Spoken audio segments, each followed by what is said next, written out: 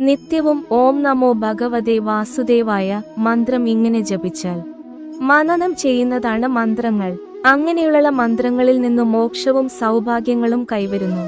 മഹാവിഷ്ണുവിന്റെ മൂലമന്ത്രമായ ദ്വാദശാക്ഷരി മന്ത്രം നിത്യേന 11 പ്രാവശ്യമോ 108 പ്രാവശ്യമോ 1008 പ്രാവശ്യമോ ഉരുവിടുന്നത് ശ്രേഷ്ഠമായി പറയുന്നു. അത് വൈകുണ്ഠ ഏകാദശിയിലാവുമ്പോൾ അത്യധികം പുണ്യവുമാണ്. മോക്ഷസിദ്ധിയാണ് വൈകുണ്ഠ ഏകാദശി വ്രതം അനുഷ്ഠിച്ചാലുള്ള ഫലസിദ്ധി. അതുതന്നെയാണ് ദ്വാദശാക്ഷരി മന്ത്രത്തിന്റെ ഫലശ്രുതിയും. ഓം നമോ ഭഗവതേ വാസുദേവായ എന്ന 12 അക്ഷരമുള്ള മന്ത്രമാണ് ദ്വാദശാക്ഷരി മന്ത്രം. ലളിതമായ സംസ്കൃത പദവാക്യമാണിത്. എന്നാൽ അതിന്റെ സാരാംശം അതീവ മഹത്വവുമാണ്. ഭൂലോക വൈകുണ്ഠനാഥനായ ഗുരുവായൂരപ്പന്റെ തിരുനടക്കു മുന്നിലും ദ്വാദശാക്ഷരി മന്ത്രം ആലേഖനം ചെയ്തിരിക്കുന്നതു കാണാം. ഐതിഹ്യം മഹാവിഷ്ണുവിന്റെ